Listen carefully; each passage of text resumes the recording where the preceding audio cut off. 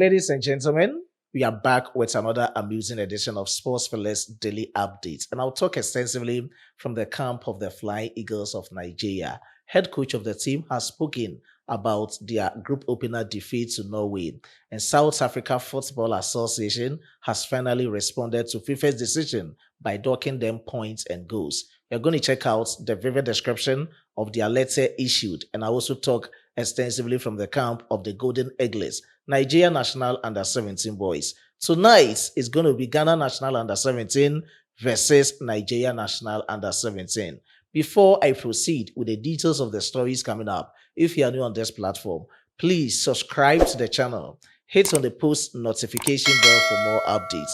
Don't forget to like the video and share to other social media platforms. As usual, my name still remains Solomon Kwadwo Asante, your only nomenclature with the engineer's philosophy in sports, a Ghanaian who has declared his full support for Nigeria sports. And I've been given a Nigeria name on this platform as the only one. Solomon Chukwu Emeka. Please do well to leave your decent comments in the comment box for special shoutouts in my subsequent videos. And no more, straightforward. Let's get into the video and starts from the 2025 FIFA Under-20 Men's World Cup tournament in Chile. So far, so bad for the Flying Eagles of Nigeria. Nigeria National Under-20 boys. In their group opener, they were being defeated by Norway with a 0-0. And after the game, head coach of the team, Aliyu Zuberu, has spoken. He has explained reasons behind why they lost to Norway and his disappointment in the disallowed goal and the fact that they weren't able to convert their chances or the chances that came their way. According to Ali Zuberu, they are looking forward in the game against Saudi Arabia on the 2nd of October 2025. Let's have a glance on our screens as I go through the words of Ali Zuberu after their defeats to Norway. These are the exact words of Ali Zuberu. He started by saying these words. It was hard luck, according to him. It was hard luck. We created several goal-scoring chances and even had a goal disallowed. If that had stood, the game could have been different. But that is football. Possession doesn't win games. Taking chances does, and we failed to do that. And he ended up by saying these words. Now, our focus was on the next game or the next match against Saudi Arabia, where we will fight for all 3 points. So their next focus is on Saudi Arabia, and they are going in for the 3 points. These are the exact words of head coach of the Flying Eagles of Nigeria. And on this note, let's talk about the standings as it is in Group F of the 2025 FIFA Under-20 Men's World Cup tournament. Yesterday, just after Nigeria versus Norway, was Colombia versus Saudi Arabia. Colombia defeated Saudi Arabia by a 0-0. And for now, these are the various countries with their respective positions in Group F. Colombia is leading with 3 points plus 1 goal. Norway, 3 points plus 1 goal. Saudi Arabia, 0 points minus a goal. Nigeria, 0 points minus a goal. So as you can see on the screens, the Flying Eagles of Nigeria is trailing. They are at the bottom of Group F of the 2025 FIFA Under-20 Men's World Cup tournament. And the next game, as been stated in this video, is going to be against Saudi Arabia at the Estadio Fiscal in Dhaka. And that is going to be a tightly contested game for the Flying Eagles of Nigeria. 11 o'clock Ghana time, that is 11 p.m. 12 a.m. Nigeria time, 1 a.m. South Africa time. Let me move from the camp of the Flying Eagles of Nigeria to the camp of the South Africa Football Association. They have finally responded to FIFA's decision, official one, by docking them 3 points and 3 goals for using ineligible player in the name of Teboho Mokoena. According to FIFA, they have breached Article 19 and Article 14 based on the rules of the game and the rules of the law. And so far, they have to be deducted 3 points and 3 goals. And according to SAFA, they are very disappointed in the decision from the world's football governing body, the Federation International Football Association. Aside that, they are also disappointed in the way that they were able to draw conclusion on how to deduct 3 points from their accumulated points.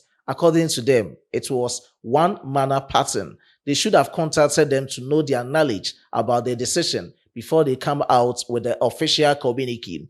And with that, they are apologizing to all South Africans. Let's check out on our screens as to how they've gotten 10 days grace period in order to appeal for whatever has transpired so far. These are the exact words being released from the South Africa Football Association.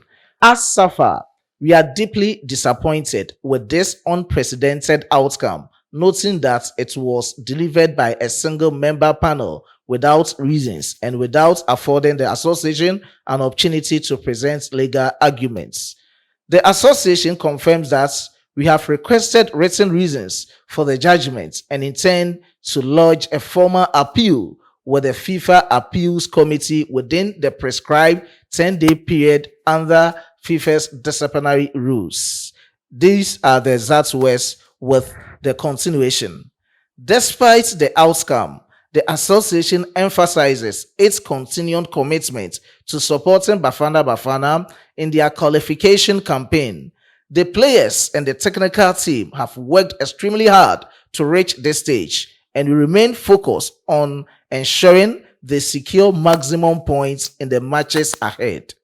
We apologize to the nation for this administrative oversight and will reflect on the steps to take at the conclusion of our qualifying campaign.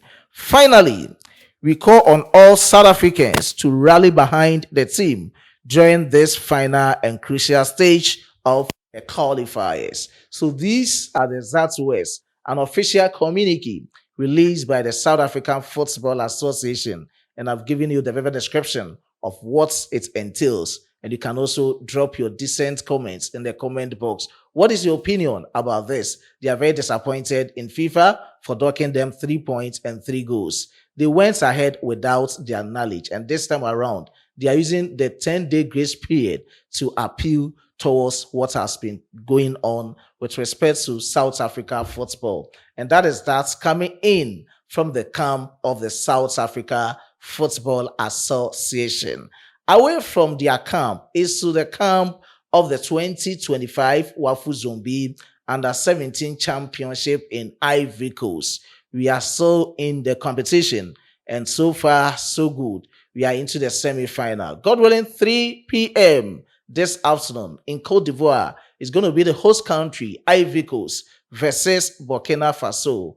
After the game will be Ghana National Under-17 boys, the Black Starlets versus Nigeria National Under-17 boys, the Golden Eaglets. So it's going to be another Ghana Jollof versus Nigeria Jollof, a moniker that is usually used in the encounters between Nigeria and Ghana football. Who is going to win?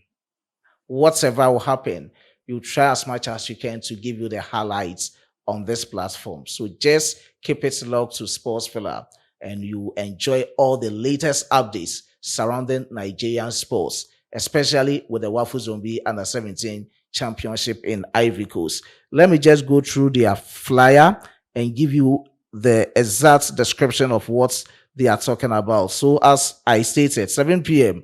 at the start, Kunan Bani, and that is going to be where they are going to enjoy that game. All right, before I end this update, let's talk about the team of the group stage for this Wafu Zombie Under-17 Championship in Ivory Coast. And Nigeria dominated with 4 players. Names of Thompson, Aga, Ede, and Menyaga. These are the players that dominated from Nigeria. With Ghana, we had only 2 people, Joseph Nabi and Yakubu. These are the 2 players that made the team of the group stage, meaning Nigeria is so far dominating in the Wafu Zombie Under-17 Championship. But when it comes to Nigeria and Ghana football, in terms of football matches, it becomes very difficult. Highly contested one indeed. And let's see how things will transpire. Just keep it locked on Sports Filler.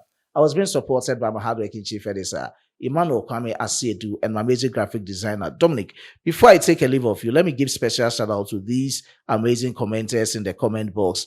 You've really supported Sports Filler. Orilonishi I do appreciate your support. Special shout out to Israel Alamutu TV. God richly bless you. Special shout out to Joe, God richly bless you for your support to this platform. Joseph Bishop, I do appreciate your support. And special shout out to Tunde IBF. I do appreciate your support. Tunde, I salute you, boss. Special shout out to Sen. God richly bless you for your support to Sports Fella. All those who commented and all those who watched but didn't comment. God richly bless each and every cherished viewer on Sports Fella. Until we meet again, it's bye for now.